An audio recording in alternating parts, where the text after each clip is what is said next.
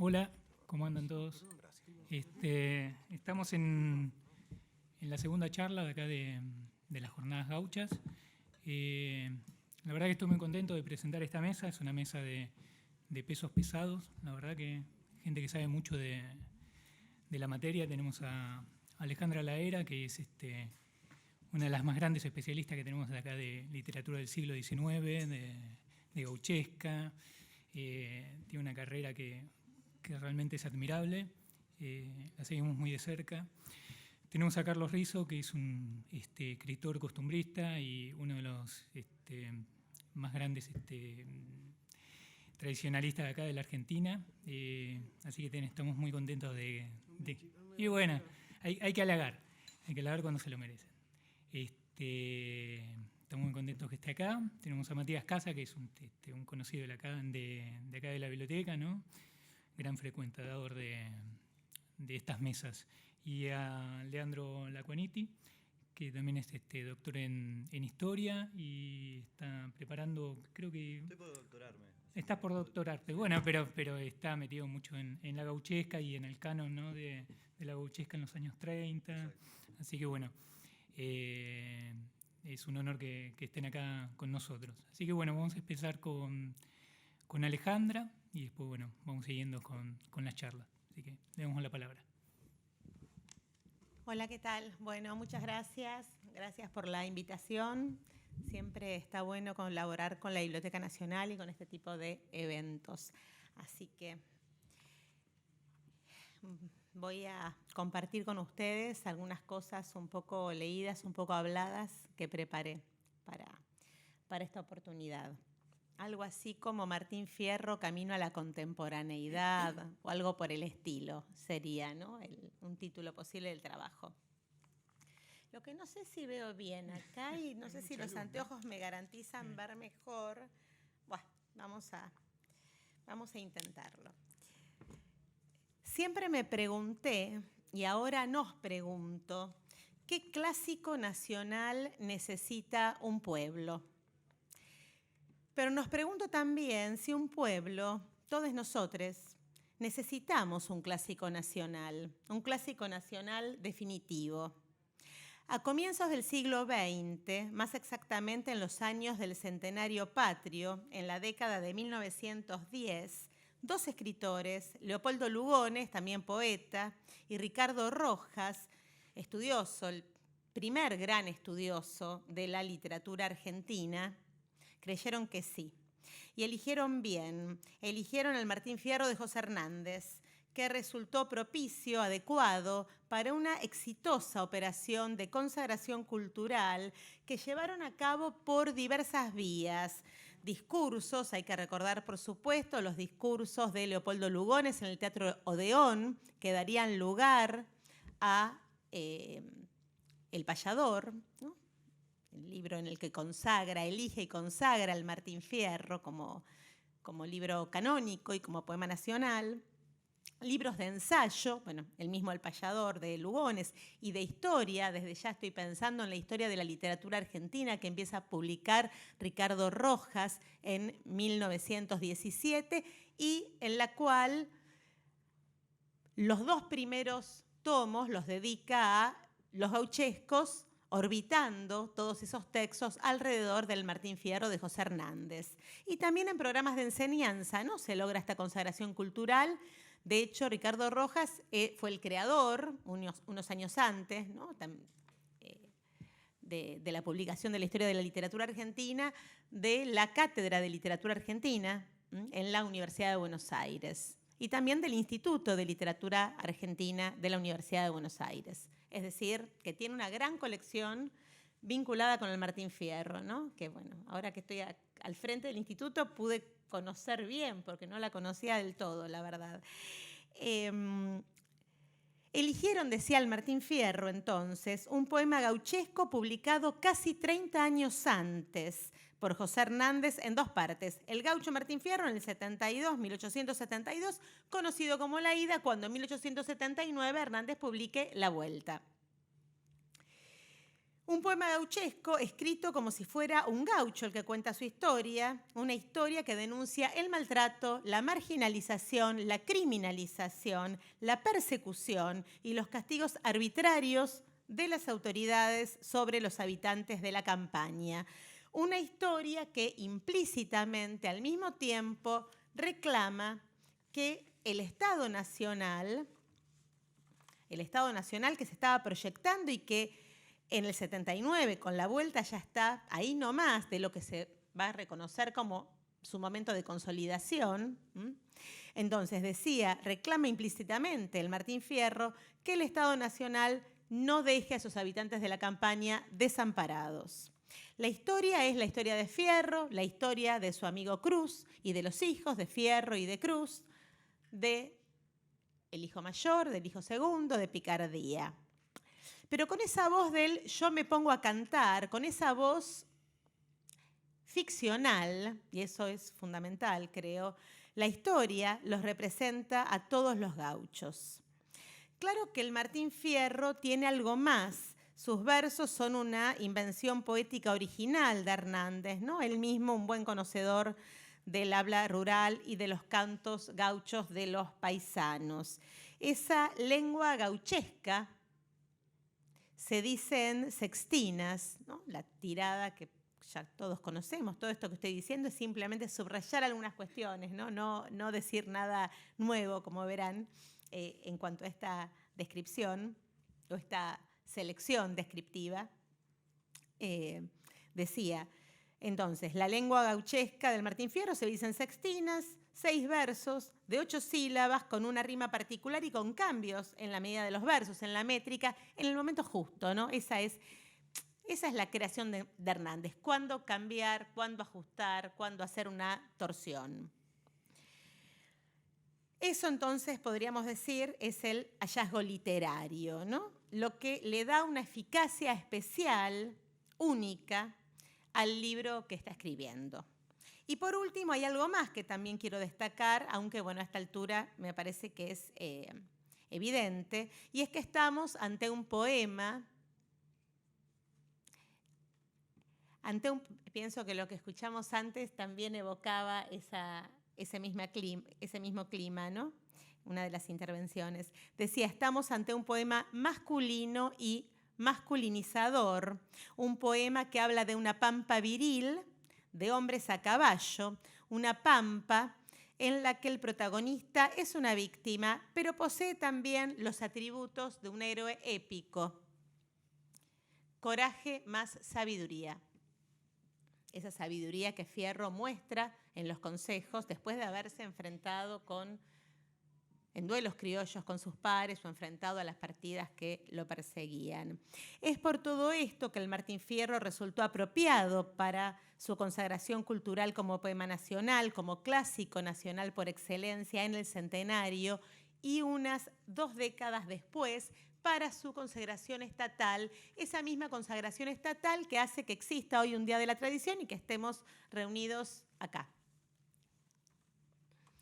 El poema elegido, el Martín Fierro, fue exitosísimo en su momento, decenas de ediciones con miles y miles de ejemplares, prólogos explicativos del autor y de los editores también, de diversos editores, impacto en el mundo letrado, ya sea para bien o para mal, pero fuerte impacto en el mundo letrado y también un gran impacto en el mundo rural. Sus versos podríamos decir que se viralizaron oralmente entre los paisanos y puebleros.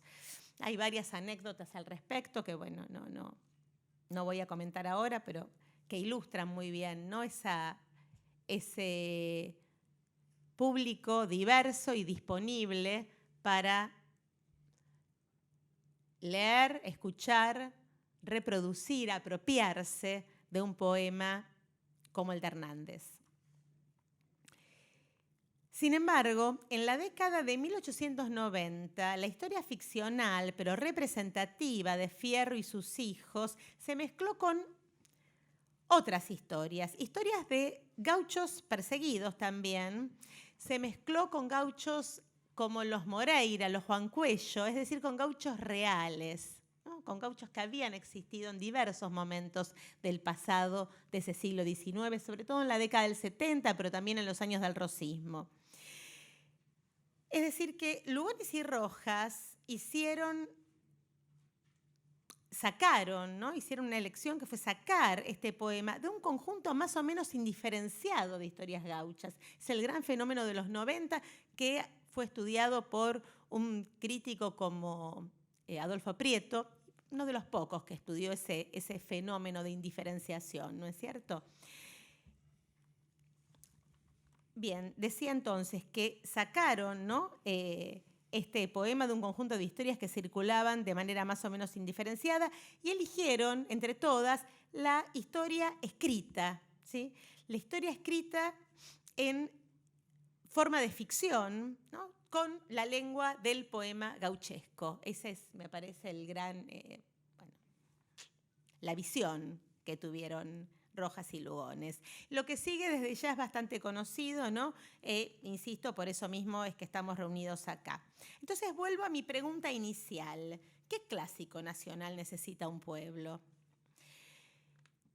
Y es para acercarnos a una respuesta tentativa que querría recalcar un par de cosas de ese camino de 150 años que nos trae acá y especialmente de ese camino que va desde el momento de la consagración cultural en el centenario hasta ahora.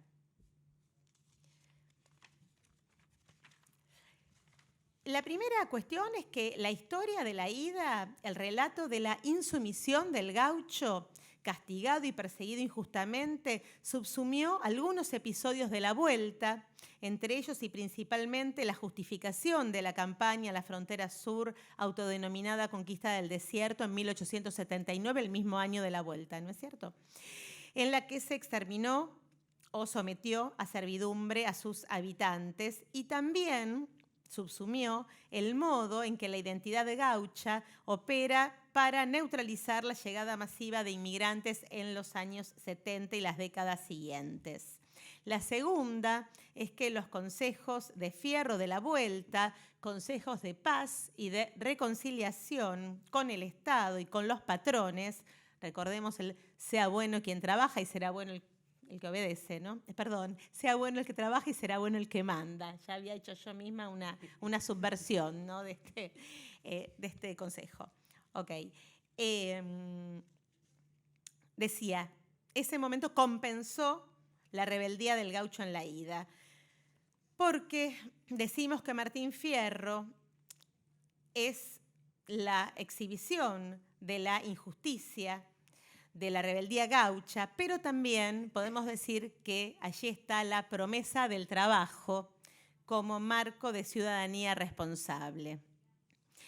Una tercera cuestión es que ese relato masculinizador de ocupación legítima del territorio nacional se hizo en desmedro de la potencia territorial femenina, una potencia definitivamente obliterada en el 19. Otras cuestiones son externas, ¿no? Desde Borges y la provocación acerca de que la Argentina y los argentinos y argentinas seríamos muy diferentes si nuestro clásico nacional fuera el Facundo en vez del Martín Fierro, ¿no? En vez de Fierro, ¿no? Eso en un extremo, hasta un relanzamiento politizadísimo como el que va a ser a los 100 años, ¿no? En 1972, Pino Solanas en Los hijos de Fierro, ¿no? Un extremo diferente a la propuesta de Borges, a la provocación de Borges. En el medio, la imaginación del propio Borges en los relatos, bueno, El fin, historia de biografía de Tadeo Isidoro Cruz, ¿no? En los que retoma el poema de Hernández e incluso también su libro, su ensayo sobre Martín Fierro, ¿no? En colaboración con Margarita Guerrero. Es que reescrituras, usos, apropiaciones son siempre componentes indispensables para la consolidación y pervivencia de un clásico. Sin eso no hay clásico, ¿no? Quiero decir, no se trata solamente de la reproducción popular y de la apropiación popular, sino que podríamos decir que es desde arriba la imposición de un clásico, desde abajo la apropiación y desde los costados, ¿no?, su, digamos, consolidación y pervivencia. Se necesita todo eso para tener un clásico nacional como Martín Fierro, ¿no? Un solo elemento, digamos, una sola fuerza, quiero decir, es insuficiente. O sería un clásico débil, ¿no? Parece ser entonces, y estoy convencida, debo decir que incluso a mi pesar, de que sí, de que los pueblos necesitamos un clásico nacional, ¿no? Me habría gustado decir que no a mí, ¿no?, manteniendo como un espíritu un poco rebelde, pero no, claramente necesitamos un clásico nacional. Pero un clásico nacional, y esa también es una lucha, es un objeto cultural en disputa. Es un objeto que, así como resultó merecedor de convertirse en un clásico, también debe soportar, aceptar, no solo sus reescrituras, sino sus reelaboraciones, sus transformaciones ideológicas, sus cambios de signo, ¿no?, y más todavía sus reimaginaciones políticas. En este punto, precisamente, querría proponer una respuesta a la otra pregunta que hice al comienzo. ¿Un pueblo necesita un clásico nacional? Sí, pero no. Sí, necesita un clásico nacional, pero no un clásico nacional definitivo. Necesita un clásico nacional que sea inclusivo de la diversidad, de la reimaginación cultural y política. Necesita un clásico nacional hospitalario de las diferencias. Y Martín Fierro, creo, lo es. Porque así como alberga las tradiciones del pasado y permite reactualizarlas eventualmente en el presente, así también es hospitalario de la contemporaneidad.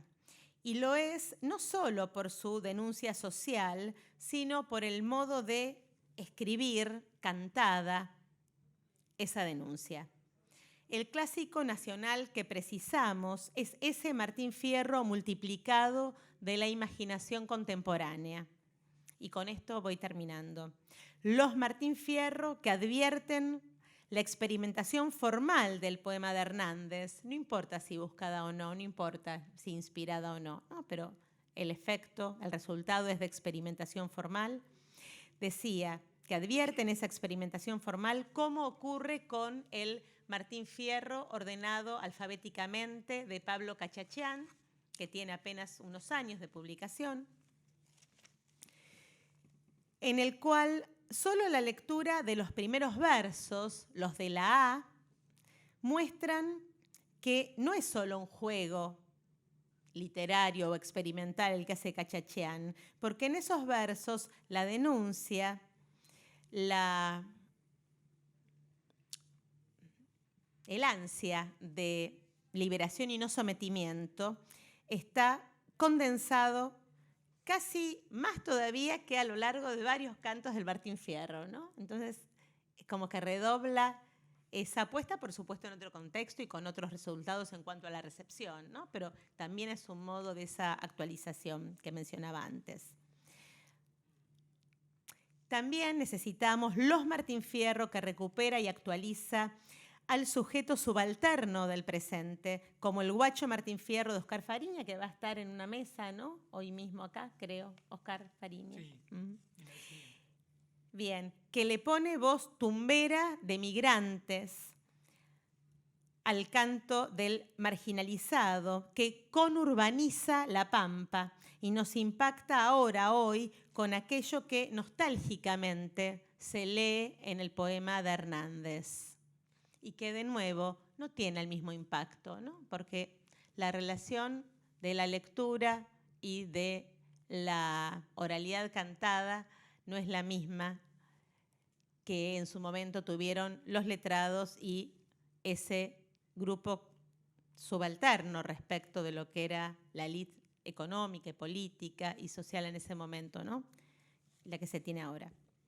Y finalmente, la Martín Fierro, que toca el hilo femenino del poema y tira de él hasta travestir a Fierro, queerizarlo, sacarle lo macho, como hace Gabriela Cabezón Cámara en una novela, bueno, que es muy preferida mía y seguramente de muchos de nosotros, como es Las aventuras de la China Iron, en la que de la mano de la olvidada mujer del gaucho se narra una historia de amor homoerótico entre la china y una inglesa, pero sobre todo se propone una territorialización que me gusta llamar ecoafectiva, que es fluida, que es húmeda, que no es galopada, es susurrada. Y de ese modo se propone una reimaginación política del territorio nacional fuera de la epitomización de la pampa, en el que encontrar entonces una comunidad diversa de hombres y mujeres, de gauchos y chinas, de indias e indios y también de todos nosotros. Esos Martín Fierro contemporáneos son, creo, los que componen el clásico nacional que hoy estamos necesitando. Muchas gracias.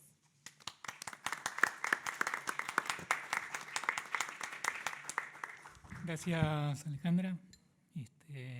Ahora vamos a pasar a darle la palabra a Carlos Rizo para seguir con la mesa. Bueno, en primer lugar, muy buenas tardes. Muchas gracias a las autoridades de la Biblioteca Nacional por convocarme, fundamentalmente a Emiliano Ruiz Díaz, que fue el nexo que en los primeros meses de este año se comunicó conmigo para interesarse por lo que yo hacía. Es la segunda oportunidad en mi vida que me toca ocupar un panel junto a profesores y académicos. Ya en una oportunidad, en un congreso en la Escuela Provincial de Danza José Hernández, me tocó integrar uno con todos profesores del que en aquel momento era el IUNA, que es el Instituto de Arte, que hoy es una facultad. Si me tengo que definir, tengo que decir ante ellos, yo soy simplemente un hombre de fogón. ¿No se escucha? Repito, si me tengo que comparar, yo simplemente tengo que decir soy un hombre de fogón. Interesado por nuestras cosas, por nuestra cultura, por defender lo nuestro, por sobreponernos a las invasiones permanentes que tenemos. Me siento herido y agraviado cada vez que veo en los frentes de los negocios identificado con palabras extranjeras que yo no sé si los que los bautizan saben la traducción y si los que entran a consumir conocen lo que dicen esos letreros. Resulta chocante. El mito gaucho es un libro que escribió Carlos Astrada en la década del 40 y, como dice ese título de mito, es tratar de institucionalizar un paradigma, un ser paradigmático como representante nacional. Y se basa en la poderosa obra de José Hernández llamada El Martín Fierro. Como ya se repitió 2 o 3 veces en el transcurso de esta jornada, para nosotros, los que estamos preocupados por estas cosas, fue Lugones, en las 6 conferencias en el Teatro Dion, en 1913, el que pone en su justo lugar la obra hernandiana y revaloriza la personalidad del gaucho. Pero voy a referirme a un hecho que ha pasado desapercibido, que no está estudiado y que quizás le llame la atención.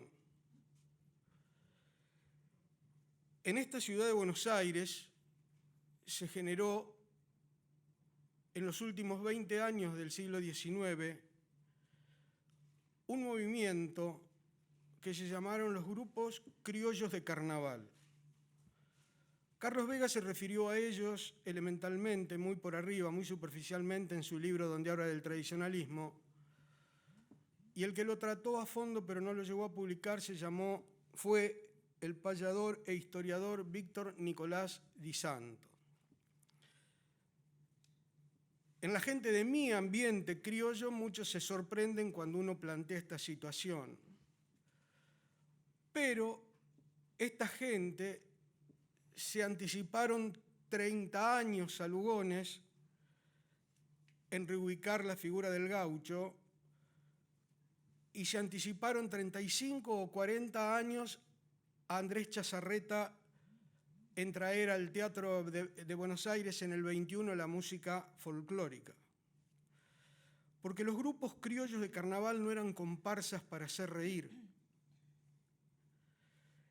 Eran jóvenes en su mayoría, muchos inmigrantes, siempre encabezados por una persona mayor, por lo general un aficionado al canto improvisado, un payador o un poeta, un hombre decidor de versos, que formaban ese grupo. Lo que tenían de raro eran los nombres que le ponían, que eran los matreros del pajonal, los malevos de la llanura, los tigres del desierto.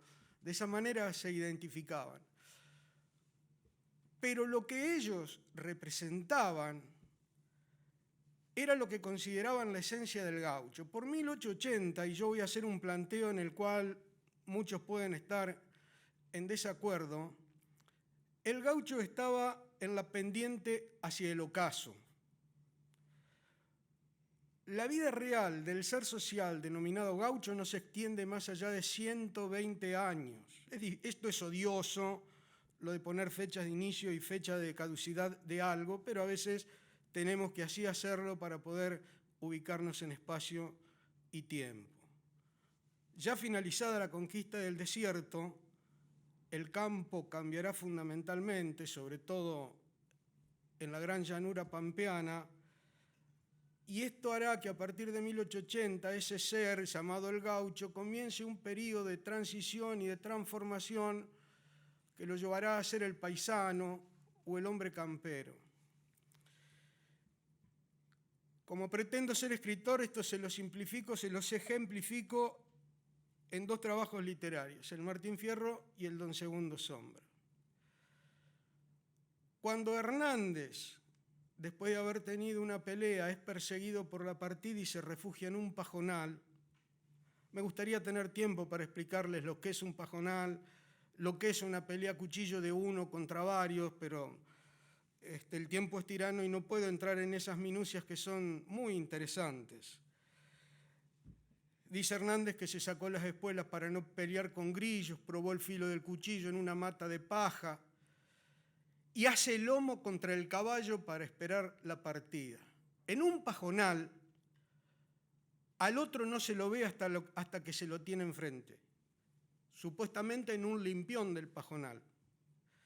La altura del pajonal impide ver, simplemente le va a dar la sensación, el movimiento del mismo de que alguien se acerca. Allí cuando Cruz dice que no permito que se mate así un valiente y se aleja de la partida y se pone del lado con Cruz, si con uno podía, ya con dos era un robo la pelea contra la partida. Tal es así que, bueno, dispersada la misma, no saben, tienen que decidir qué hacer y después que han bajado las tensiones del momento, no pueden volver para atrás, o sea, a la civilización criolla no pueden porque ahora ya no es uno el perseguido, sino que van a ser dos, y no les queda otra que ir a las tolderías que ellos no conocen y no saben dónde están. Sí saben que están hacia el oeste o hacia el suroeste en esta provincia, o en la provincia, acá estamos en capital, perdón. ¿Y cómo salen? Al rumbo. ¿Qué significa eso? No hay caminos, nada para ir, no hay GPS para guiarse.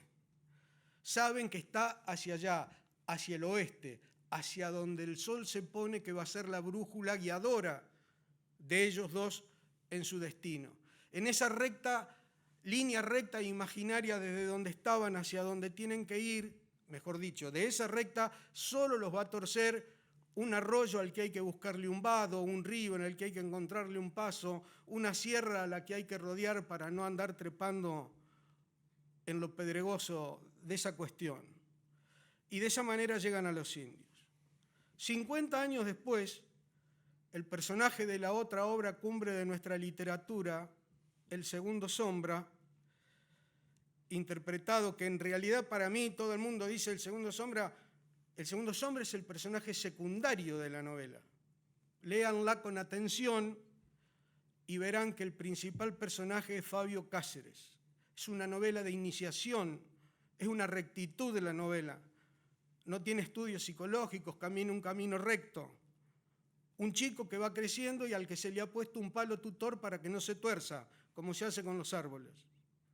Ese palo tutor es don Segundo.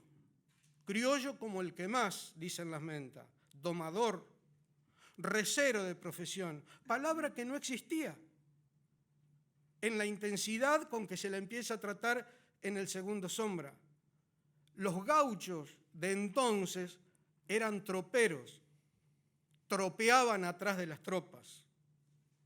Pero a partir de ahí se empezó a utilizar la palabra recero y se llegaron a extender, inclusive acá en Capital Federal, en los corrales que ahora se han ido acá de Liniers, las libretas de recero, que era lo que le podía pedir la policía o donde tenían que presentar documentación cuando iban en un viaje.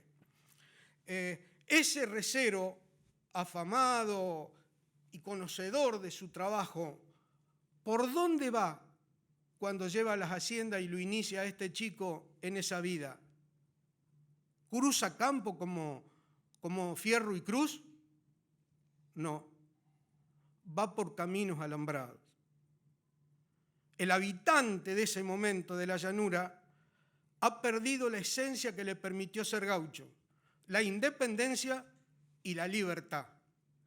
Antes, cuando un hombre estaba en desacuerdo de algo, no tenía ningún impedimento en abandonar el rancho en el que estaba y retirarse a otro lugar, porque eran tantos los campos fiscales y tan grandes las llanuras de la provincia que levantaba un rancho en otro lugar y seguía viviendo.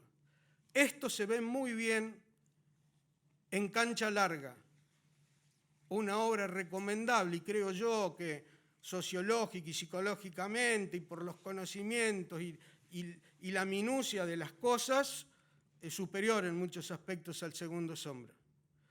De esta manera, con esto que les digo, ese Segundo Sombra que todavía usaba chiripá, pero ya no usaba calzoncillo cribado, ya no usaba botas de potro, usaba medias altas y alpargatas y usaba la bombacha abajo del chiripá. Esa fue la transformación en ese periodo de superposición de épocas y de seres que declinan unos y que aparecen otros, en el que se va gestando este nuevo ser, que es el que ocupa la campaña y el que ha llegado hasta nosotros, que es el paisano, que es el hombre del campo, y que hoy inclusive ha ido mutando. Hoy ya los paisanos de hoy no son como los paisanos de cuando era chico, de cuando yo era chico. Una cosa muy simple, cuando yo era un niño o era adolescente, yo me crié hasta los 20 años más o menos en el campo, después soy un hombre citadino, yo estoy vestido a la usanza porque soy tradicionalista, no porque soy gaucho. Tendría que decir que soy un paisano citadino, quizás. Bueno, pero, por ejemplo, hoy abundan las boinas en la juventud, y muy grandes, como sartén de estancia, se dice. Desafortunadamente grandes, porque no tienen ningún uso, ninguna finalidad concreta, el uso de tamaña cosa. Cuando yo era niño, los únicos que usaban boina eran los vascos. En el campo que yo conocí, en los pagos de la Magdalena, los primeros pagos gauchos al sur del riachuelo de los navíos, que de alguna manera dejó fundado Juan de Garay, cuando después de 1581 deja fundado Buenos Aires y se retira hacia el sur, llegando en su recorrida y tomando posesión de las tierras, única riqueza de estos lares, llegaría hasta lo que hoy es Mar del Plata. Creo que estoy sobrepasado de tiempo. Bueno, hecha esa aclaración entonces de esta gente, de los gauchos del circo criollo, en esa época, fines del siglo XX y durante todo el siglo, XIX, y durante todo el siglo XIX hubo 3 festividades que el pueblo participaba. Las mayas, las julianas, que eran ambas histórico-patrióticas, que las seguimos practicando de alguna manera, no con la intensidad de antaño, indudablemente, y los carnavales, que eran las fiestas paganas más grandes. Después en los pueblos, muchos pueblos tenían la tradición de hacer las patronales, que era el santo de la Virgen, de la fundación, coincidente con la fundación de ese pueblo. O sea, que aquellos hombres que criaron los grupos criollos de carnaval se preocupaban porque la gente que los integraba estuviesen bien vestidos de gaucho, supiesen bailar un gato, una huella, un triunfo, una chacarera, el que tocaba la guitarra supiese cantar una milonga, un estilo, ese gato o una samba, y le agregaban y malambear. Dentro del grupo había alguno que era malambista, o había dos y hacían contrapunto, y a eso le agregaban un grupo de hombres de a caballo, que ensillaban, hoy diríamos a la antigua, pero ensillaban a lo que era propio del momento, recados largos de lomillo. Nosotros tuvimos que llegar a la década del 70 y pico del siglo pasado para recuperar el lomillo en nuestras ensilladas, en los desfiles y en las fiestas criollas nuestras acá en la provincia. Y aquellos en 1880 lo hacían de forma natural, porque esa juventud, esos hombres, ellos alcanzaron a ver al gaucho, al que se acercaba a los suburbios de la ciudad. Lo pudieron ver y lo copiaban, y lo único que tenían de irreal era que, como eran muy jóvenes, usaban grandes barbas postizas. Después, en lo demás, era todo, no ganaba el que hacía reír. El premio se lo llevaba el grupo que mejor había representado la tradición. Esto creo que hace falta que se lo estudie, no que lo diga yo, que se lo estudie en profundidad por la importancia que tiene. Autorreferencialmente, y para cerrar, yo he tenido la suerte o la bendición de venir de dos ramas familiares, una gringa y una criolla, las dos asentadas en el campo, en ese pago gaucho que les nombré, la Magdalena.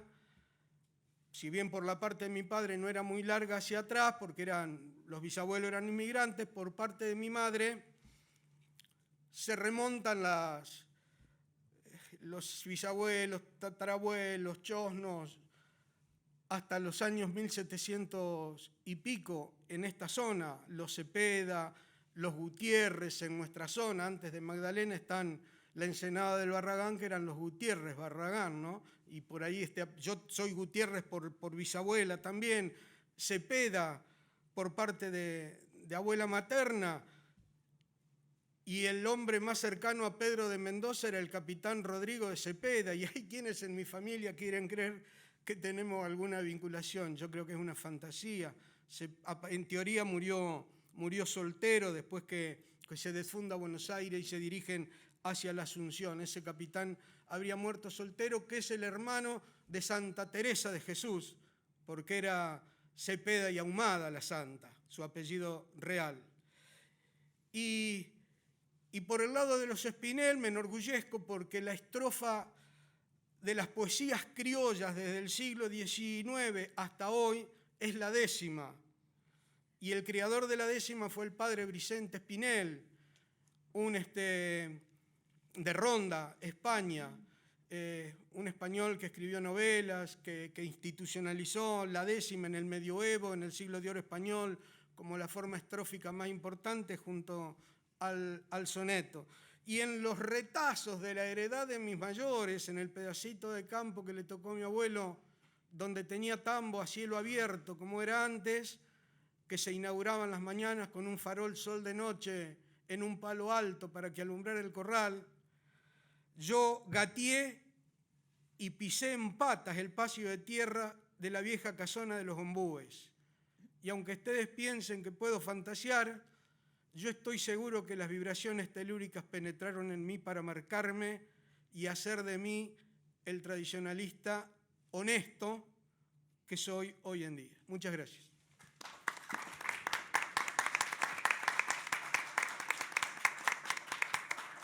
Muchas gracias, Carlos. Muy lindo todo lo que contaste. Ahora vamos a darle la palabra a Leandro.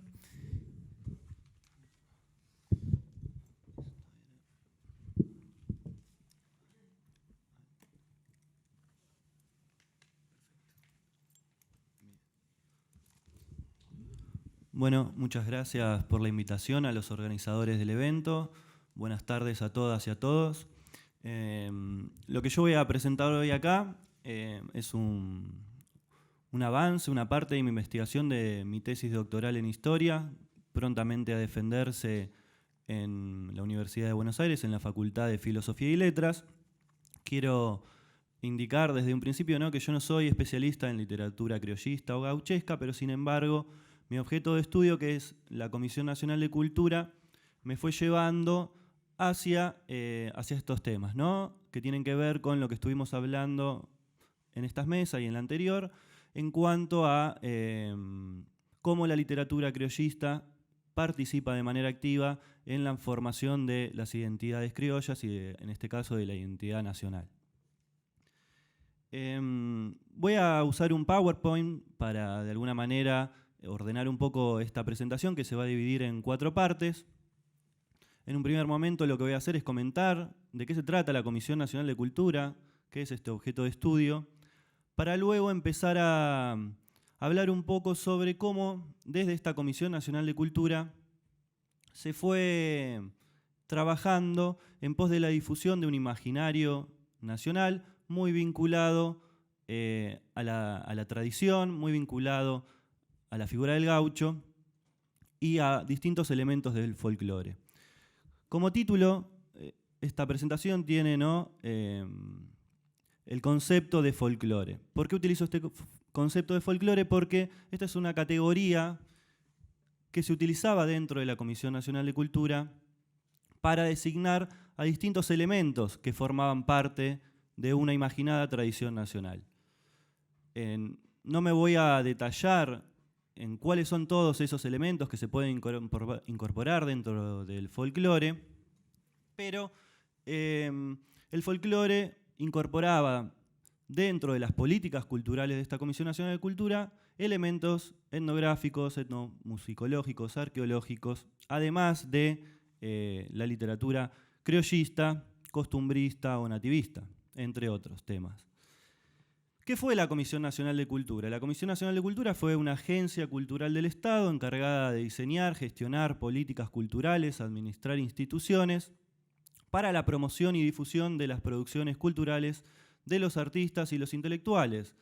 Se creó por la Ley de Propiedad Intelectual en 1933 y funcionó entre 1935 y 1955. ¿Por qué, dirán ustedes, la selección hace referencia a 1933 y 1943? Bueno, esto responde a arbitrariedades propias del historiador, que en todo momento jugamos con las periodizaciones, pero 1943 es un momento de ruptura, de pérdida de cierta autonomía en el funcionamiento de esta Comisión Nacional de Cultura a causa del golpe militar de 1943, y por el otro lado, 1943 también es el año de la fundación y de la creación del Instituto Nacional de la Tradición, dirigido por Juan Alfonso Carrizo. Y además porque mi tesis doctoral también corta en este año de 1943, y estas políticas culturales de la Comisión Nacional de Cultura para la difusión del folclore todavía son un tema de investigación. Bien, acá en este PowerPoint, ¿no?, tienen una foto de la Comisión Nacional de Cultura que funcionó en el Palacio Errázuriz Alvear, acá cerca, ¿no?, lo que es hoy el Museo Nacional de Arte Decorativo. Y acá hay un organigrama de cómo funcionó esta Comisión Nacional de Cultura, que dependía del Ministerio de Justicia e Instrucción Pública de la Nación. Y ahí pueden ver distintas instituciones que se dedicaron a la promoción y difusión de la cultura argentina a través de museos, a través del cine, a través de subvenciones, a través de los premios nacionales que se otorgaban en la Argentina desde 1914, pero que se incorporaron dentro de el radio de gestión de la Comisión Nacional de Cultura a partir del año 33 en adelante. Y además también la Comisión Nacional de Cultura funcionó con otra institución que se llamó la Comisión Argentina de Cooperación Intelectual, que fue una especie de apéndice de la Comisión Nacional de Cultura para difundir imágenes positivas de la Argentina en el exterior, y que de alguna manera articuló intercambios académicos universitarios entre Argentina y el extranjero. Entonces, lo que yo puedo llegar a decir de alguna manera sobre este proceso de apropiación estatal de los elementos telúricos, del folclore, del criollismo, del tradicionalismo por parte del Estado, pueden ser una especie de cover a lo que estuvo presentando recién Alejandra, algunas cuestiones también que estuvo presentando Carlos y lo que puede llegar a decir también Matías, ¿no?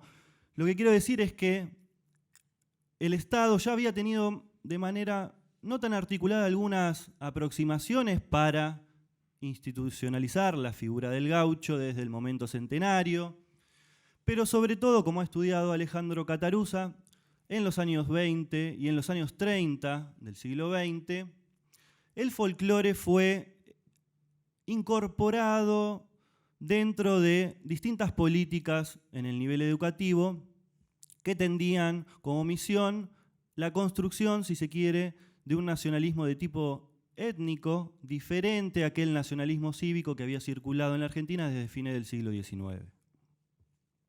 Y eso lo podemos ver sobre todo en los años 20 a través del Consejo Nacional de Educación, que incorporaba las efemérides, ¿no?, los actos escolares o en los manuales escolares distintos motivos folclóricos en los programas escolares.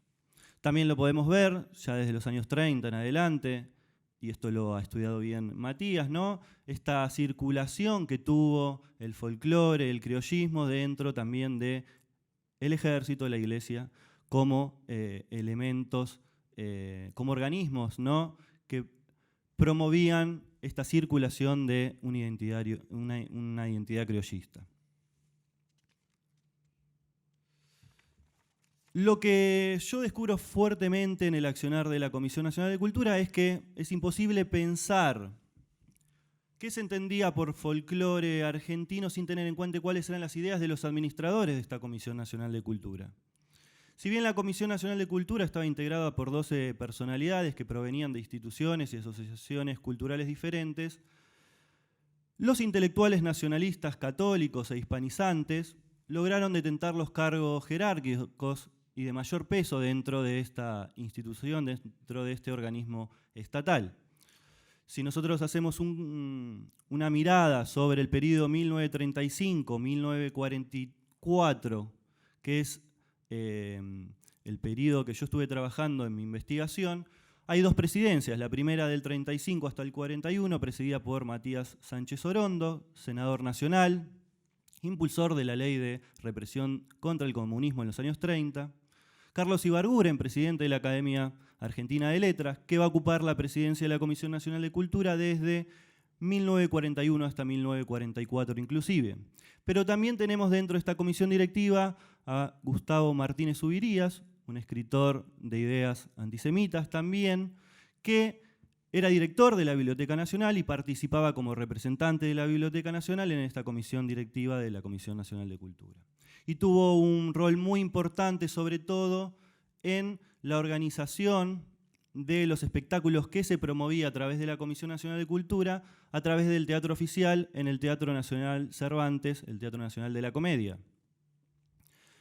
Hay la impronta, sobre todo, de Zubiría en el impulso y la difusión del criollismo, el tradicionalismo y en algunos casos también el nativismo de la literatura, ¿no?, estoy hablando. Desde el teatro comenzó a tener mucho peso, sobre todo en el contexto de la Segunda Guerra Mundial, en el año 39 hasta por lo menos el año 44-45. En el año 39 renuncia al Teatro Nacional de la Comedia Cunil Cabanelas, que era un español y republicano, por conflictos y disputas en el armado de los programas anuales del Teatro Oficial, y asume la dirección interina Gustavo Martínez Zubiría. ¿Qué imaginaban, ¿no?, y por qué le daban tanto valor a la circulación de este folclore, a la circulación del gaucho como arquetipo de la argentinidad, estos intelectuales nacionalistas católicos? Bueno, porque se empeñaban en combatir sobre todo los efectos no deseados de la inmigración desde fines del siglo XIX en la Argentina, ¿no?, efectos que habían, según la mirada de estos administradores culturales, disuelto los elementos esenciales de la identidad nacional argentina.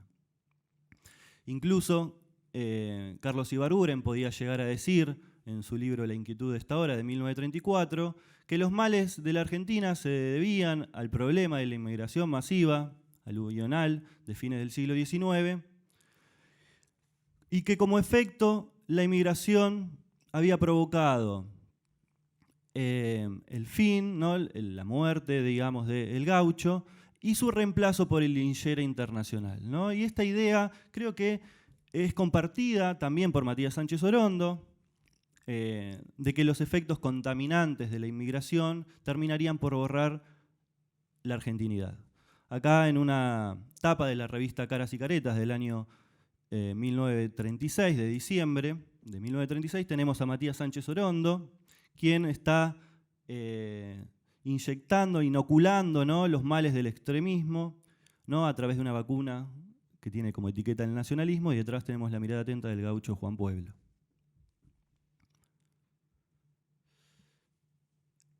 Como dije anteriormente, la Comisión Nacional de Cultura tuvo un conjunto muy variado de instituciones y políticas culturales para promover el folclore. Premios nacionales, premios regionales, becas de investigación, tanto en la Argentina como en el extranjero, subsidios, ciclos de conferencia, exposiciones, el Instituto Cinematográfico Argentino, el Teatro Oficial, que estaba conformado por el Teatro Cervantes y el Instituto Nacional de Teatro, y también el Museo del Teatro, y posteriormente, en 1943, el Instituto Nacional de la Tradición. Yo, por una cuestión de tiempo, solamente me voy a detener en 3 instituciones que son la Comisión Argentina de Cooperación Intelectual y los premios nacionales y regionales, y por último, el Teatro Oficial. Bien, ¿qué fue la Comisión Nacional de la Comisión Argentina de Cooperación Intelectual? Como yo les dije, una especie de apéndice de la diplomacia cultural del Estado argentino, que trató de difundir imágenes positivas y sobre todo el folclore en el extranjero, ¿no?, a través de la edición de una serie de libros y también de muestras en el exterior. Por ejemplo, en el año 1938 se realizó la muestra del libro argentino en Roma, en París y Bruselas, pero también a los años siguientes, en el año 39, 40 y 41, podemos encontrar la misma muestra en Río de Janeiro, Lima, Asunción, Santiago de Chile. ¿Qué nos dicen estos libros? Este libro, el primero, que se llama El paisaje y el alma de Argentina, no solamente fue editado al castellano, sino también al francés para ser distribuido en la muestra de París. Y en este libro colaboraron Carlos Ibarguren, Antonio Aita, que era el secretario de la Comisión Argentina de Cooperación Intelectual, y Pedro Juan Viñale, que era un escritor revisionista, miembro fundador del Instituto Juan Manuel de Rosas. Lo que a grandes rasgos contiene esta publicación del año 38 es una imagen de la Argentina afincada sobre los elementos telúricos, sobre los elementos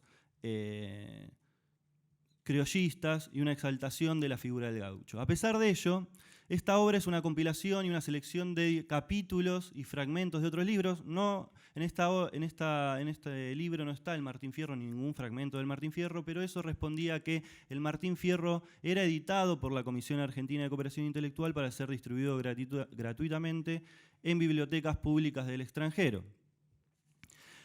Y también hay una imagen muy potente en este libro, que es una imagen, si se quiere, alternativa de la nación, una imagen alternativa a la historia oficial que impugnaban los revisionistas, ¿no? Lo que hay es una inversión de la dicotomía sarmientina de la civilización y la barbarie. Es decir, los valores positivos se encuentran asociados al campo, y todos los males de la nación están concentrados sobre todo en la gran ciudad y en la zona portuaria, especialmente en los males de Buenos Aires. Pero también en Argentina en Marcha, esa imagen de la argentinidad afincada sobre los rasgos folclóricos pervivió. La Argentina en Marcha es una publicación del año 48, y como sabemos, el peronismo continuó dándole circulación a este imaginario. Y en esta publicación tenemos un artículo de Carlos Astrada que anticipa las ideas de lo que va a ser su libro del año 48, El mito gaucho. ¿no? Que el ensayo se llama Surge el hombre argentino con fisonomía propia, donde de alguna manera también reivindica, como ya sabemos, la imagen del Martín Fierro de José Hernández. Acá hay unas fotos de las exposiciones del libro argentino en Roma. El de la derecha es Carlos Ibarguren, en la izquierda es Antonio Aita. Y si ven en la muestra, en la fotografía de abajo, tenemos en el punto central el Martín Fierro de José Hernández en una edición de lujo que realizaba la Comisión Argentina de Cooperación Intelectual. En cuanto a los premios nacionales, como yo anticipaba hace un ratito, los premios nacionales fueron creados en el año 1914 por una ley que se llamó la Ley Garro, pero a partir del año 1933 pasaron a ser incorporados a la gestión de la Comisión Nacional de Cultura. Y los premios regionales fueron una creación de la Comisión Nacional de Cultura que dividió al territorio argentino en 6 regiones diferentes y se creó un premio especial para la literatura y el folclore. La idea era sobre todo hacer conocido las obras de escritores que estaban en desventaja, ¿no? Supuestamente, y creo yo que es así, ¿no? Según estos administradores culturales, con respecto a los escritores de la capital que tenían mayores posibilidades de participar en circuitos culturales y oficiales. Y la idea era de dar a conocer muchas veces las obras de aquellos escritores costumbristas, criollistas, tradicionalistas que no podían, de alguna manera, editar sus obras, y lo que hacía la Comisión Nacional de Cultura, además de otorgarles un premio, en alguno de los casos seleccionaba obras y las editaba. Ahora, viendo el periodo del año 35, que es cuando se entregan los primeros premios nacionales, hasta el año 43, lo que se logra ver, sobre todo en el contexto de la Segunda Guerra Mundial, es que la Comisión Nacional de Cultura empezó a privilegiar sobre otras obras de aspecto criollista, telúrico, gauchesco. Y esto generó una disputa, sobre todo en el año 42, que trascendió, ¿no?, los debates internos de la Comisión Nacional de Cultura y que tuvo un fuerte eco en la opinión pública. Me estoy refiriendo a los premios nacionales del 42. Carlos había mencionado Cancha Larga, ¿no?, de Eduardo Acevedo Díaz, que fue el que ganó el primer premio nacional. Un Lacero de Facundo, de César Carrizo, un escritor también criollista, si no recuerdo mal, salteño. Y Pablo Rojas Paz, ¿no?, con su libro costumbrista El patio de la noche. Esto generó una polémica por parte o un desagravio en la revista Sur, porque en dicha ocasión se había excluido de la premiación la obra de Borges, El jardín de los senderos que se bifurcan. En dicha oportunidad, lo que cuestionaban desde la revista Sur era que los nacionalistas arbitrariamente daban premios a las obras que solamente hablaban de temas locales y dejaban de lado otros temas de carácter universal. Es así que incluso a Borges al año siguiente se lo llamó a formar parte de una comisión asesora para entregar premios nacionales y desistió, ¿no?, del llamado. Pero lo que estoy mostrando es que ya a partir del año 42 hay impugnaciones dentro del campo intelectual frente a estas políticas culturales gestionadas por la Comisión Nacional de Cultura, sobre todo que son administradas por estos nacionalistas católicos hispanizantes. Y con esto voy cerrando, el teatro oficial. Si uno analiza la cartelera del teatro oficial desde que comenzó a ser gestionada por la Comisión Nacional de Cultura a partir del año 36 en adelante, uno observa que en principio y bajo la dirección de Cunil Cabanelas, además de los repertorios criollistas, tradicionalistas o costumbristas, existían obras de carácter universal, podrían Shakespeare, por ejemplo. Pero a partir de que este teatro fue dirigido por Martínez Sánchez Zuviría en el año 41, en el año 39, perdón, hasta el año 41 uno ve otro tipo de impronta, ¿no? Se eliminan esas obras universales y lo que prima en la cartelera es las obras criollistas. Y el año 1941 es el año del gaucho, de alguna manera. ¿Qué era lo que se intentaba desde el teatro? Bueno, que sobre todo dar funciones populares a precios muy económicos para tener un margen, ¿no? La idea era poder no competir comercialmente, obvio, con los teatros de la capital, pero sino tener llegada a un público más amplio. Pero también la idea era invitar a los alumnos de las escuelas públicas que se acerquen al teatro, e incluso la Comisión Nacional de Cultura lo que hacía era editar obras que se reponían después en la cartelera del Cervantes, y la idea entonces era de trabajar de manera conjunta entre las escuelas y este Teatro Nacional de la Comedia. 1941 es el año del Gaucho porque es el año que va a tener estreno la obra de Martín Fierro, de José Hernández, bajo la dirección de José Castillo. Y ese año que se presentó la obra del Martín Fierro en el Teatro Nacional de la Comedia, se dispuso una exhibición temporaria sobre bibliografía que hacía referencia a la obra de José Hernández. La obra tuvo tal éxito que, a diferencia de lo que había sucedido hasta ese momento, también en el año 42 volvió a reestrenarse. Pero también 1941 es el año del Gaucho, y ese año del Gaucho inicia. Acá tenemos una foto, ¿no?, que es del Teatro Nacional Cervantes, que hace referencia a la reposición de la obra de José Hernández, de Martín Fierro. Pero como les decía, en el año 41, en abril, el 1 de abril, se inauguró con la obra de Belisario Roldán, El puñal de los troveros, una obra del año 1921. Y para concluir esta presentación, ¿no?, sobre la Comisión Nacional de Cultura y sobre cómo estos intelectuales que administraban este organismo estatal imaginaban cómo debía ser una cultura oficial, una cultura argentina, voy a leer el breve fragmento, ¿no?, que da inicio a esta obra teatral. El gaucho no ha muerto. Murió la armonía de aquel noble traje que lo recubría, la gran vestidura severa y flotante, que daba a su tipo mordaz el talante. De los caballeros de capa y espada, murió su ornamento, la desalineada gracia, un poco antigua, de su catadura. Pero vive su alma vagando en la pura y eterna frescura del predio natal. Y por más que se orle su vástago actual de briches ingleses y saco a la moda, de cuellos modernos y chupa de boda, será siempre el gaucho de tiempos lejanos que erraba cantando por montes y llanos, con sus ojos tristes, con su aire cordial, y con sus guitarras y con su puñal. ¿Qué no fue tan bello viéndolo de cerca, según asegura la enconada y terca voz no siempre justa de sus detractores? Hasta el sol, la fuente de resplandores, deja de ser bello visto en cierto modo. Y pues en la vida que vivimos, todo esconde la gama de su exaltación. Así presentado, por una emoción, va a pasar ahora frente al soberano, el errante y hondo trovador del llano. Va a pasar con su alma como estremecida por un inminente problema de vida, va a pasar su imagen tal como la ve un poeta vuestro que afirma su fe, en el sello propio y en el atavismo y en el gran escudo del nacionalismo. Muchas gracias.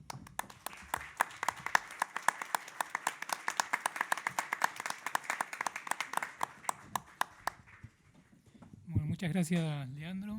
Mucha suerte ahí con tu tesis. Va a tener éxito. Bueno, ahora vamos a presentar a Matías Casa, que recientemente publicó un libro que se llama, como dijo, Martín Fierro. Y bueno, adelante. Hola, ¿qué tal? Buenas tardes. Muchas gracias por la invitación a los trabajadores, las trabajadoras del Ministerio de Cultura de la Nación. Ni que hablar a los trabajadores y las trabajadoras de la Biblioteca Nacional Mariano Moreno, que, como bien dijo Mariano, me vienen escuchando desde hace un rato. Y entonces eso, de algún modo, me puso un límite, ¿no? Y lo quiero explicar para introducir un poco de qué se trata mi participación el día de hoy. Una es que me propuse no hablar de Martín Fierro, por la salud mental de los trabajadores de la biblioteca y por la mía también. Dije, bueno, puede ser un buen momento para hacer un impasse y no hablar por un rato de Martín Fierro, aunque es inevitable, por supuesto, y estamos hablando del 10 de noviembre. Y la otra es que coincidí con Leandro en un evento, Martín Fierrista también, hace poco, y entonces ahí conversamos, ¿no? Bueno, ¿hasta cuándo vas a...? ¿Cuál es tu cronología? Me dijo hasta el 43. Le dije, perfecto, listo, arranco desde ahí, ¿no? Y entonces se me ocurrió que una suerte de título para esta presentación podría ser Cambios y continuidades en el amanecer de las fiestas de la tradición. Y para ello tenía que retomar algunos artículos que había publicado hace algunos años con referencia al surgimiento de la fiesta de la tradición, o del día, más precisamente de la tradición, que devino en fiesta de manera automática, y sobre las formas en que se celebró el 10 de noviembre durante el peronismo clásico, ¿no? Durante el primer peronismo. Entonces, para empezar, la idea es hacer un recorrido por esos años y cortar en 1954 con alguna somera alusión a lo que pasó en la antesala del golpe de Estado que derrocó a Perón en septiembre del 55. Para eso, pensaba que un buen punto de partida era referir de algún modo a grandes pensadores que han trabajado la cuestión de la fiesta, su carácter articulador, como Durkheim, integrador, la idea del pasaje de lo individual a lo colectivo. Pienso en las fiestas patrias, por ejemplo, en los trabajos de Pablo Ortenberg, más recientes, ¿no? Contemporáneos. La idea de que siempre en esas festividades se ponen en tensión los arriba y los abajo, ¿no? El poder del Estado y los sectores populares, que siempre se presentan pactos generalmente implícitos que de algún modo regulan el desarrollo y la organización de esas festividades, ¿no? Tomando ese punto de partida, quiero sacar dos líneas hacia los antecedentes del tema particular al que voy a referir. Y el primero tiene que ver con la relación entre política y criollismo, la relación entre política y gauchesca, si quieren, en general.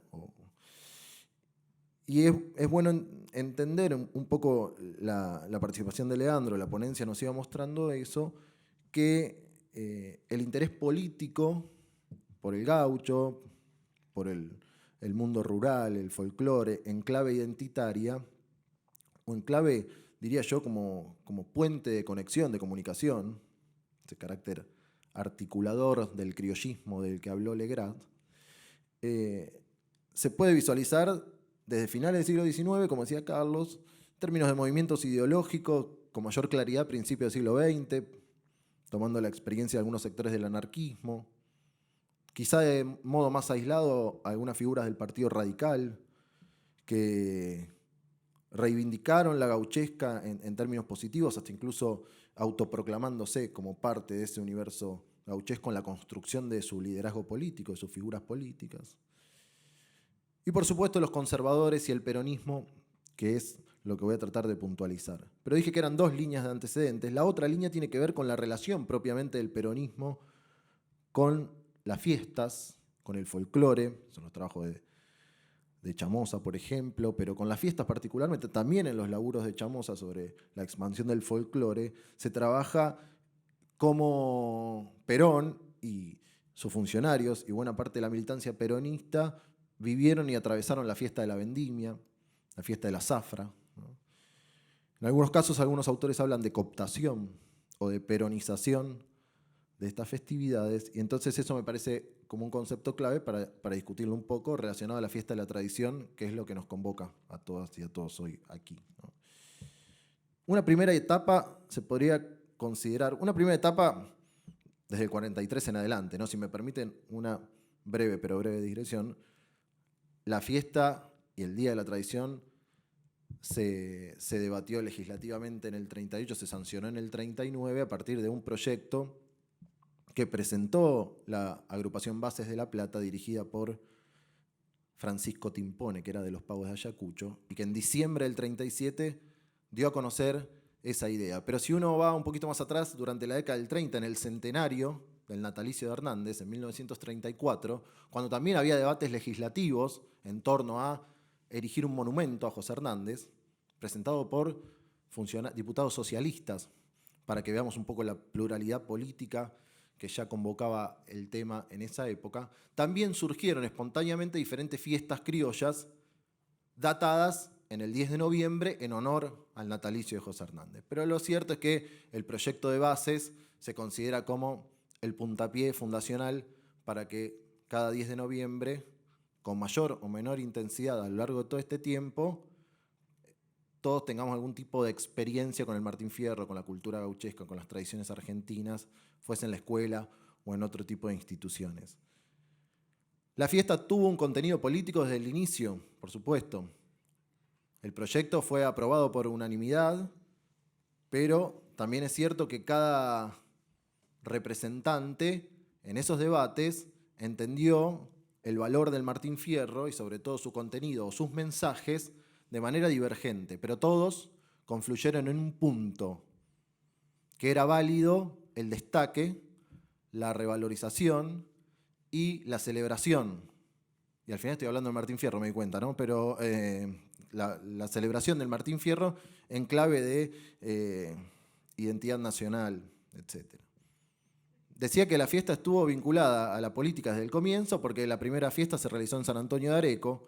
La ley no era taxativa en cuanto a esto, ¿no? La ley dice bien claro, las celebraciones se pueden realizar en San Antonio de Areco, en el Museo Luján o en cualquier otro sitio pertinente. Estoy parafraseando esta última parte porque no me acuerdo exacto, pero en cualquier lugar que consideren oportuno. Bien, la primera fiesta oficial se hizo en San Antonio de Areco, el año anterior se había inaugurado el Parque Criollo Museo Gauchesco Ricardo Huiraldes y el intendente de San Antonio de Areco era José Antonio Pepe Huiraldes, el hermano de Ricardo. Entonces eso fue central, más las conexiones que tenía José Antonio Huiraldes con la gente de Agrupación Bases para que la primera fiesta se realizara ahí. Pero también había que mirar al ministro José María Bustillo, clave en la pieza y en el engranaje político de Manuel Fresco, gobernador de la provincia de Buenos Aires. 1939, primera fiesta de la tradición. Noviembre de 1940, cuando uno revisa los diarios locales de San Antonio de Areco, se fue la tradición, no hay tradición, no hay fiesta de la tradición. No obstante, en La Plata se celebraba con mucha energía la purificación de la ciudad que venían a realizar los gauchos de diferentes delegaciones de la provincia a caballo. Entre ellos, José Antonio Huiralde, que había sido destituido de San Antonio de Areco por la intervención de la provincia. Recuerden que, en marzo de 1940 se intervino la provincia de Buenos Aires, se corrió a Fresco del poder en esos intentos de purificación del sistema que tenía el presidente Ortiz, que después quedaron en la nada a causa de su enfermedad y de la restauración conservadora de Castillo, se recuperó el fraude patriótico, ¿no? Pero bueno, en ese contexto, cuando se intervino la provincia, por supuesto cayeron todos los intendentes y la fiesta se trasladó a La Plata y se mantuvo en La Plata, fue sede central durante largo tiempo. Si me apuran, diría yo, hasta 1954, y ahora me meto un poco en lo que les quería contar. En 1943, Gustavo Martínez Zuviría, a quien acabamos de ver ahí en imagen, a partir del golpe de Estado y de la presidencia de facto de Ramírez, ocupó el cargo de ministro de Justicia e Instrucción Pública. Entonces todo esto que estaba mostrando Leandro se exacerbó desde su función pública, desde su cargo jerárquico. Y una de esas medidas fue extender los festejos del Día de la Tradición a todas las escuelas públicas del país. Quiere decir que lo que en 1939 había surgido como una fiesta netamente provincial, como un proyecto que se había instituido en la legislatura de la provincia de Buenos Aires, en 1943 pasaba a formar parte de la experiencia de niños y niñas de distintos puntos del país. Por supuesto, en La Plata se realizaron también los festejos centrales con la participación del interventor Verdaguer de la provincia y comisionados de diferentes lugares. Al año siguiente hay un hito central para entender la relación entre cultura política a través del Día de la Tradición. El presidente de facto, Edelmiro Farrell, se trasladó hacia La Plata para ser parte de los festejos. Allí recibió a delegaciones de gauchos de todas las provincias y de diferentes puntos del interior de Buenos Aires, y supuestamente no iba a hablar, así dicen las crónicas, ¿no? Que él no tenía preparado un discurso, había un funcionario a cargo, pero lo pincharon un poquito y bueno, ¿no? Un político, cuando lo pinchan para hablar, el político recoge el guante y habla, obviamente. Y Farrell, en ese improvisado discurso, nos deja alguna pista para ir comprendiendo en algún punto los cambios en la fiesta de la tradición. Si uno mira la fiesta del 39, 40, con la fiesta del 43 y del 44, no hay indicio de cambio. Los personajes que la organizan son los mismos. Justiniano de la Fuente, orador de la primera fiesta de la tradición en 1939, ahora como presidente de la Federación Gaucha Bonaerense, sigue interviniendo y organizando el esquema de los festejos en el 42, 43, 44. Quiero decir que el golpe de Estado, que marcó un parteaguas para la política nacional, de ninguna manera había replicado, ¿no?, en escala similar en la organización de la fiesta de la tradición. Siguen participando los políticos. Farrell nos da como un indicio de que se viene una nueva interpretación de eso que se estaba festejando. Farrell dice: deseo que el gaucho viva, llevando con altivez el orgullo del pasado argentino. Esta idea del gaucho vivo va a ser la que poco a poco, cada 10 de noviembre, se irá potenciando en los discursos de los políticos vinculados al peronismo. Al mismo tiempo, ya en 1944 comenzamos a ver que hay como un proceso de atomización de los festejos. Y eso es otra clave para analizar, que quizá acá no tenemos mucho tiempo de hacerlo, pero para pensar cómo se relaciona esta idea de un programa oficial, un festejo del que participan los políticos más importantes del momento, y otro tipo de celebraciones, de congregaciones que se dan desde el llano,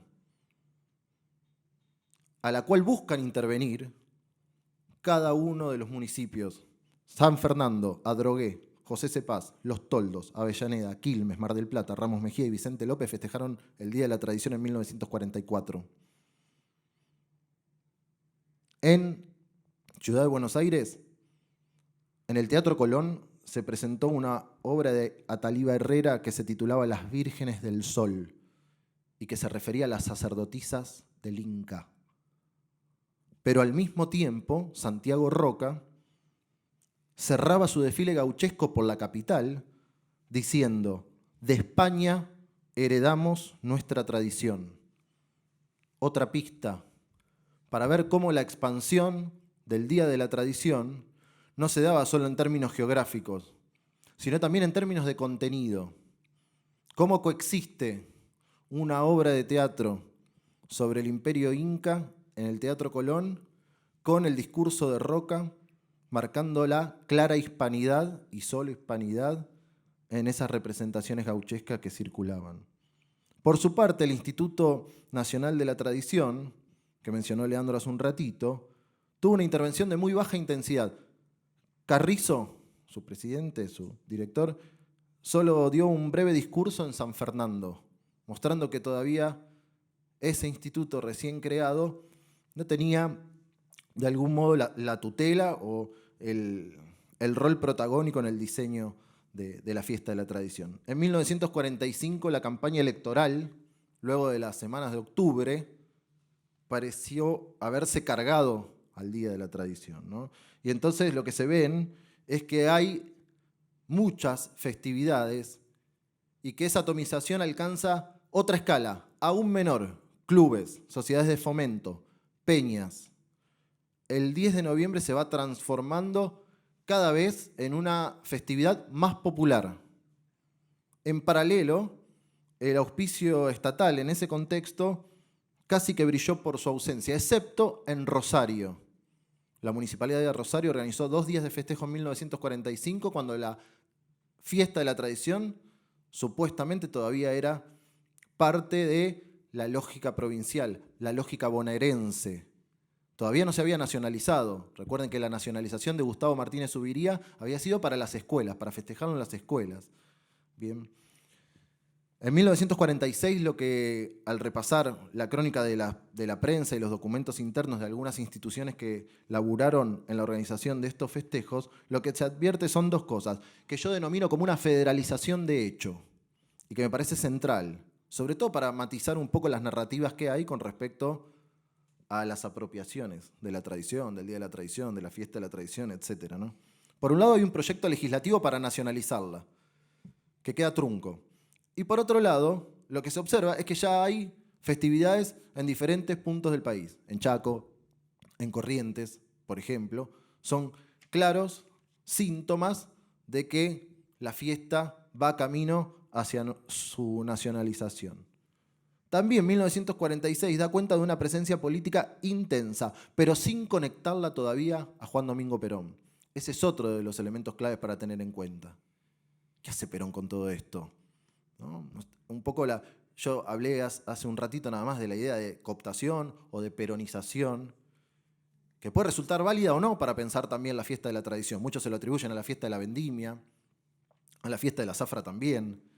Acá la quiero poner en disputa y quiero dejar de algún modo la pregunta abierta. 1946. Dije, sin conectarla a Perón, la intensidad política, pero suficiente para refutar el intento de posiciones que buscaban poner a la fiesta de la tradición por encima de las disputas partidarias o políticas. Una clave para eso, que no me da el tiempo ahora, es ver qué pasó con Santiago Roca y sus desfiles gauchescos. Porque en el medio del quilombo de 1945, Santiago Roca habla de que la fiesta de la tradición vino a hermanar, no vino a hacer ningún tipo de bajada política. Y una figura, bueno, acá Carlos sabe más que yo, una figura central para el tradicionalismo argentino de la época, ¿no? Casi omnipresente, por lo menos en los documentos que yo revisé. Y ese derrotero de Roca durante el peronismo, tradicionalista de Pila, ¿no? Del interior, ¿no? De la ciudad de Pila, nos muestra un poco cuál era el lugar que tenían estos discursos que pretendían hacer un festejo apartidario o un festejo apolítico. Van quedando en los márgenes a lo largo de todo este trayecto, ¿no? Mercante, Domingo Mercante, el gobernador de la provincia de Buenos Aires, participa en La Plata. Por primera vez emite un discurso que liga directamente el Día de la Tradición al Estatuto del Peón de 1944, que fue mencionado en la introducción de este evento. Paralelamente, el Instituto de la Tradición ya organiza un evento concreto en el Teatro Cervantes, todo un programa dedicado a la efemérides. Y en 1947, Antonio Castro, presidente de la Comisión Nacional de Cultura, cierra con un discurso que voy a leer breve, un fragmentito. Cito: "Este extraordinario espectáculo tiende a despertar el alma de la raza, que ahora surge grande, humana, noble y buena, en esta época venturosa de recuperación espiritual que nos toca vivir bajo el gobierno también bueno y humano del general Perón". Discursos similares para el Día de la Tradición se encuentran en Tucumán, se encuentran en Santiago del Estero. Es decir, Perón era pensado cada vez más gaucho en estos espacios, cada vez se le atribuía un lugar mayor, pero Perón seguía sin atender lo que estaba pasando el 10 de noviembre, ¿no? El segundo momento, voy a tratar de sintetizar un poco, ese primer momento. El segundo momento se puede reconocer en la intervención de Domingo Mercante y la organización del primer Congreso Nacional de Folclore, 1948 y 1949. Para empezar, el 8 de noviembre de 1948, Perón sanciona un decreto que nacionaliza la fiesta de la tradición. Es el primer hito y es un hito central en el relato peronista con respecto a su ligazón criolla. Por su parte, la creación de la Secretaría de Educación le da un nuevo impulso al festejo, a la conmemoración de las fiestas en el ámbito educativo. Y Mercante, en la ciudad de La Plata, lo que hace es vincular la figura de... hace una tríada, ¿no? No viene el caso, tengo acá para citar el discurso, pero no voy a tratar de sintetizar. Una tríada: San Martín, Perón, Gaucho, en la antesala del año sanmartiniano. Uno ve ya para 1949 que comienza con ese Congreso Nacional de Folclore que se organizó en la Casa Rosada, fogones alrededor de la Casa Rosada, delegaciones de todo el país, conferencias académicas, eventos, espectáculos, danzas, etc. Uno comienza a advertir el desplazamiento desde La Plata, ciudad oficial para los festejos, hacia la capital federal. No obstante, Perón seguía siendo una evocación abstracta. Entre 1950 y 1954 podemos definir la etapa que denomino como de los gauchos de Perón a Perón gaucho. En 1950 la prensa oficialista designó a Perón como el vengador del Martín Fierro, en detrimento, entre otras cosas, de la oligarquía que representaba Lugones y Rojas, de los que se hablaron al comienzo de este panel. La fiesta de la tradición se había consolidado como un programa organizado entre el Ministerio de Educación, instituciones culturales y centros tradicionalistas. Entre el 52 y el 53 hay una fiesta consolidada y politizada en diferentes escalas, pero sin Perón. En 1954, recién, desde febrero se comienza a reunir una comisión organizadora de los festejos. Esa comisión estaba integrada por funcionarios de baja escala, quiero decir, no por ministros ni por personas allegadas directamente a Perón, y por presidentes de diferentes centros tradicionalistas, los que tenían más relevancia para la época. El rodeo de Moreno, ¿no? Perdón por el rodeo de Moreno, el lazo de San Isidro, Leales y Pampeanos de Avellaneda. Al menos esos tres seguro, porque son los que pude constatarlo con el archivo. Rápidamente, una de las primeras resoluciones de esa comisión es que en el 54 ya no iba a ser Día de la Tradición. No, iba a ser Semana de la Tradición. Y que esa Semana de la Tradición tenía un objetivo central: declarar a Perón el primer tradicionalista de la patria. En ese contexto se organizaron diferentes eventos, todos alrededor de la Casa de Gobierno, que culminaron con un desfile gauchesco, Perón en el balcón, el saludo, la marcha peronista y el himno nacional argentino. Perón no emitió ningún tipo de discurso. Simplemente saludó y recibió los regalos que llegaron a ofrecerle. Para ir cerrando, entre 1943 y 1955... les dije que iba a tener como una vuelta de tuerca para el 55, porque si no, ¿qué pasó después del golpe de Estado? Y eso es súper interesante. Semana de la Tradición, uno puede tomar como muestra o síntoma de la peronización del festejo, aun cuando Perón no haya tenido muy poco que ver con esa peronización. En ese sentido, una aclaración que me parece relevante. Al menos las cúpulas dirigenciales de los centros tradicionalistas que participaron no estaban conformadas por infiltrados peronistas. Las figuras que los dirigían eran las mismas figuras que los venían dirigiendo desde finales de la década del 30 o principios de los 40. Porque en algunos lugares se ha insinuado que la peronización o la adhesión a Perón de estos centros, no de todos por supuesto, pero de los centros estos que estoy mencionando, tenía que ver con la infiltración de militantes peronistas que torcían el rumbo del verdadero tradicionalismo. Más allá de que algunos estén de acuerdo o no con esa torcedura de rumbo, lo cierto es que eso no se correspondió con la infiltración, al menos en las cúpulas dirigentes, ¿no?, de estos lugares. Entonces, paradójicamente, cuando la Semana de la Tradición ocupó páginas y páginas de diferentes diarios y de diferentes revistas, que en su gran mayoría eran revistas y diarios oficialistas, es cierto, en la antesala del golpe de Estado del 55 comienzan a vislumbrarse algunas voces que ponían en cuestión la relación entre Perón, el peronismo y la fiesta de la tradición.